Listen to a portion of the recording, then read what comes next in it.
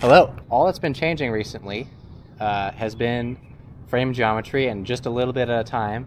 I mean, think about it, wheel sizes and tires and the brakes and the drivetrains we've been using, they've been the same for about 5 years now, and yet they keep selling new bikes.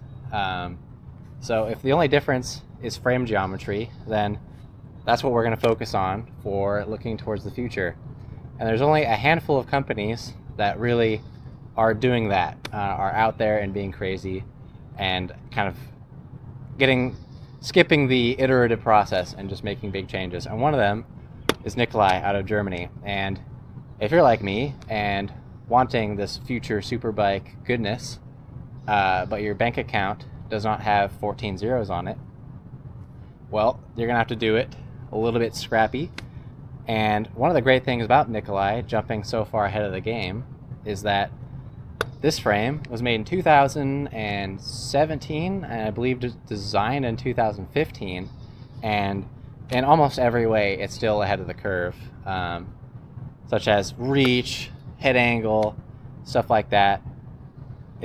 Was remarkable. It was insane for its time, and things are kind of trickling along in its way. In a few ways it's been surpassed. This is the Nikolai G16, very similar to the G1 that they make now. And if you're looking to do this on a budget, look out for one of these. They hold their value very well, but hell, the bike I based this on was $10,000, and this certainly didn't cost anywhere near that. And it's functionally very, very similar.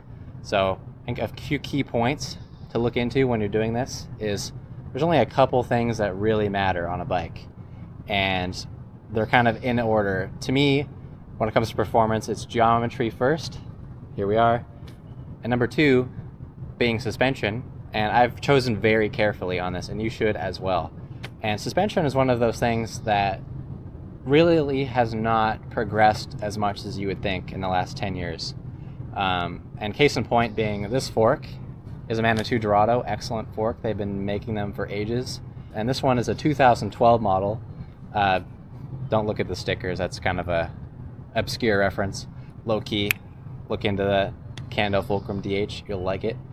But so suspension, Manitou Dorado, when it came out, this version around 2010, very advanced fork for its time, and they made it for about another 12 years, I believe. It was a very long run, and they were excellent then, and they're excellent now. Just because they replaced it doesn't mean the old ones became garbage. Even if they decided not to sell replacement parts for them, if you spent $2,000 on one 5 years ago, oh well. And then the second thing, this is a Cane Creek double barrel coil, and it has a climb switch. Excellent shock. Again, they've made these for ages. They are excellent. They're highly adjustable. That's what you want. And I would recommend coil for the bump sensitivity. And yeah, look out for these models. They made a lot of them, and they're readily available for about $100 or $200 online. And they may need a rebuild, but oh well, every shock does at some point. And this fork I got on a bike that I bought and then sold everything on, and when that was all done, this fork ended up being, a couple $100, which for what it is very good. And then after geometry and suspension, the third thing to me is not really drivetrain. I think one bias have been around for long enough that with big enough ratios that just pick whatever works, whatever gear ratio makes you happy from whatever brand makes you happy. There's silly brand allegiances, and realistically they're all fine. So pick whatever makes you happy there. Brakes would be where I would focus on. Get good ones. These are Hope Pro 4s, and they are excellent, and I would never be able to afford them, but won them in a raffle from the amazing Paul Aston, who has informed a lot of my opinions on this. So check out his stuff. But again, on brakes, man, they've been making such powerful 4-piston brakes in large quantities for many years now. To the point where SRAM guides are worth like you can buy a pair for like $60 on eBay or Marketplace any day of the week pretty much, and they're fine. There's nothing wrong with them. Just get them. And man, after that, because everything's kind of the same, just get whatever are pretty strong wheels and whatever tires. There's tires, man, it's a whole other thing. Everyone has their own, what they think is the best, which depends on where you are and all that stuff, so I won't get into that. But the only other thing that I'll really touch on that's important is get a freaking long dropper post. I had a 170 on this before, and it was not enough. Like, this thing is long enough, and you can get so stretched out on it, and this thing, even when it's dropped, it's like up to here, and it's just not good enough. So this is a 1-up 210 drop, and I got it for like $40 used, and you know, it needs a new seal and rebuilt and stuff, but still keeps working. So we'll get to that when we get to that. It's kind of one of those things, like droppers and drivetrains, even if they're worn out, they still work, so oh well. And then the last thing, which is almost important as everything else, is as part of the geometry package, the cockpit, the stem and bars, which basically determine where you and your body is in relation to the bike and how it's controlled. And I have a very short stem. I have a 10mm on-off stem. It's basically the Mondraker one.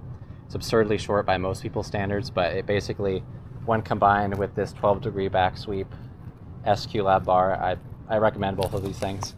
The line of steering between your grips is either directly over the steering axis or even slightly behind. And you might say that, you might think that would make it very twitchy, but it really doesn't, especially when you have a head angle this slack. It's about 62 degrees. I think I measured it at 61.9. And man, it is so natural. There's no like tiller effect as like your hands rotate around. And this is a moto developed thing. And basically a lot of the progress in mountain bike design has kind of been incorporating all the stuff that was learned in the moto world and kind of undoing the road influence in some ways. So that, and saddle slammed forward. This frame had a very steep seat tube angle for its time, but you know, it's getting in its age now, I think. So if you slam the seat forward a little bit, it does the same thing as the seat tube being steeper. Yeah, it's basically, geometry is king, and some of that has to do with the bike interacts with the ground, and some of it has to do with how your body interacts with the bike. And basically that has been the mission of this, is optimizing those things and just embracing bigness in many ways. And we kind of see that in what the manufacturers are doing. The reaches get longer, the chainstays get a little longer. Sometimes the bottom brackets get lower, and then they decide to make them higher again. I'm not into the super low bottom bracket thing, but this bike was designed for 27.5 wheels, and this fork was designed for 26-inch wheels, and yet here it is running full 29er, and that's just because the frame, ahead of its time, it has the chainstay clearance, it doesn't care. And this fork, it's upside down, it's inverted, it doesn't care. As long as the tire doesn't crash into the bottom of the crown, then there's nothing in the way, so why not? You join us after packing up, because I forgot to film an outro, and I think the outro is build a bike, make it long, make it big, make it slack, do it for a bargain, and just have a bike that you'll have for that 10 years. See ya.